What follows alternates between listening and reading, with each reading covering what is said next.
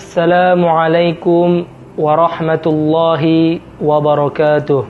Alhamdulillahil wahidil qahar, azizil ghaffar, wa muqaddiril aqdar, wa muqawwiril laili 'alan nahar. Asyhadu an la ilaha illallah wa asyhadu anna Muhammadan abduhu wa rasuluh, la nabiyya ba'dah wa la rasula ba'dah.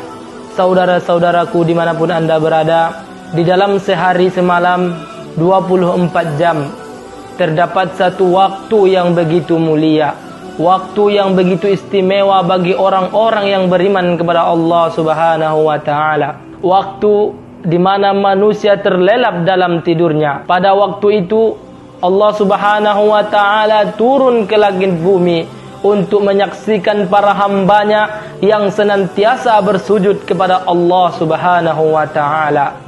Kapankah waktu itu? Yakni sepertiga malam terakhir. Pada waktu tersebut Allah Subhanahu wa taala memerintahkan kita untuk melaksanakan yang namanya salat tahajud. Sebagaimana yang Allah katakan di dalam Al-Qur'an, "Wa minal laili fatahajjad bihi nafilatan lak." Dan pada sebagian malam maka bertahajudlah kamu sebagai amal tambahan bagimu. Asa ayyab'asaka rabbuka maqaman mahduda. Semoga Tuhanmu menempatkan kamu di tempat yang terbaik.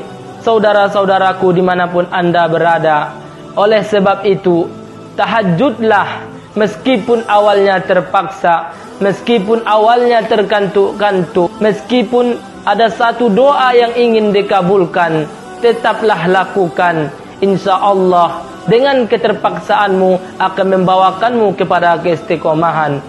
Imam Syafi'i pernah berkata tentang waktu tersebut, doa di saat tahajud bagaikan anak panah yang tepat mengenai sasaran. Maksudnya apa? Setiap doa yang kita pinta kepada Allah Subhanahu wa taala, setiap permohonan yang kita hajatkan kepada Allah Subhanahu wa taala, maka akan Allah Subhanahu wa taala kabulkan doa kita. Sebagaimana sabda Rasulullah sallallahu alaihi wasallam di dalam hadisnya, Allah Subhanahu wa taala turun pada sepertiga malam terakhir. Kemudian Allah Subhanahu wa taala berfirman, barang siapa yang meminta kepadaku, maka akan aku kabulkan. Barang siapa memohon kepadaku, maka akan aku berikan. Dan barang siapa yang meminta ampun kepadaku, maka akan aku ampuni dosanya. Rawahul Bukhari wa Muslim. Oleh sebab itu, tahajud, meet Allah, tell your wishes and get everything. Tahajudlah, jumpai Allah, sampaikan harapanmu dan gapailah segalanya. Saudaraku dimanapun Anda berada, di dalam seminggu 7 hari 7 malam terdapat satu hari yang begitu mulia, hari di mana memiliki peristiwa yang begitu mulia, sebagaimana yang dikatakan oleh Rasulullah sallallahu alaihi wasallam di dalam hadisnya yang diriwayatkan oleh Imam Muslim dari Abi Hurairah. Rasulullah sallallahu alaihi wasallam bersabda, khairu yaumin tala'at alaihi samsu yaumul jum'ah. Sebaik-baik hari ketika matahari terbit padanya, yakni hari Jumat. Kenapa? Fihi khuliqa Adam. Di pada hari Jumat Allah Subhanahu wa taala ciptakan Nabi Adam, ayah dari seluruh umat manusia. Kemudian wa fihi udkhilal jannah. Pada hari Jumat Allah Subhanahu wa taala masukkan Nabi Adam kepada surga. Wa fihi ukhrija minha. Dan pada hari itu juga Allah Subhanahu wa taala mengeluarkan Nabi Adam dari surga. Kemudian wala taqumus saah illa fi yaumil jum'ah. Dan hari kiamat, hari di mana seluruh bumi ini akan hancur, tidak akan terjadi kecuali hanya pada hari Jumat. Begitulah mulianya hari Jumat. Maka pada hari Jumat juga termasuk di mana doa kita akan dikabulkan oleh Allah Subhanahu wa taala.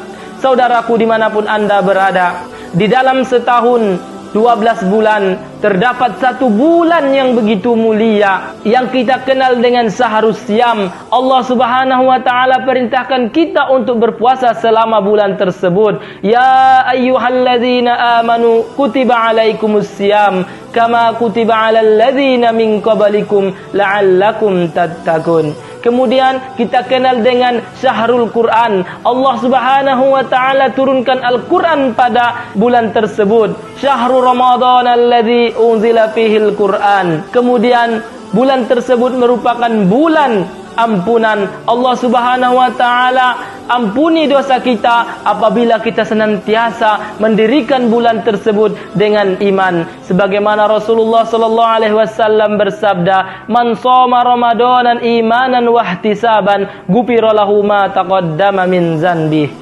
Kemudian Rasulullah sallallahu alaihi wasallam bersabda, "Idza jaa Ramadan futihat abwabul jannah wa ghuliqat abwabun nar wa fussidatis syayatin." Apabila datang bulan Ramadan, maka pintu-pintu surga akan dibuka, pintu-pintu neraka ditutup rapat-rapat, dan seluruh setan akan dibelenggu. Maksudnya apa? Ketika datang bulan Ramadan, pintu surga dibuka lebar-lebar untuk kita senantiasa meningkatkan ketaatan kita kepada Allah Subhanahu wa taala, memperbanyak ibadah kepada Allah Subhanahu wa taala. Oleh sebab itu, wahai saudaraku dimanapun Anda berada, yang ingin saya sampaikan, marilah kita mengisi bulan Ramadan ini dengan senantiasa meningkatkan ketakwaan kita kepada Allah Subhanahu wa taala. Kita isi bulan Ramadan ini dengan senantiasa memperbanyak membaca Al-Quran, dengan senantiasa melaksanakan solat tahajud di malam harinya, dan senantiasa kita bersedekah. Keluarkan sedekah terbaik kita agar kita senantiasa menjadi orang-orang yang dirindukan oleh Ramadan.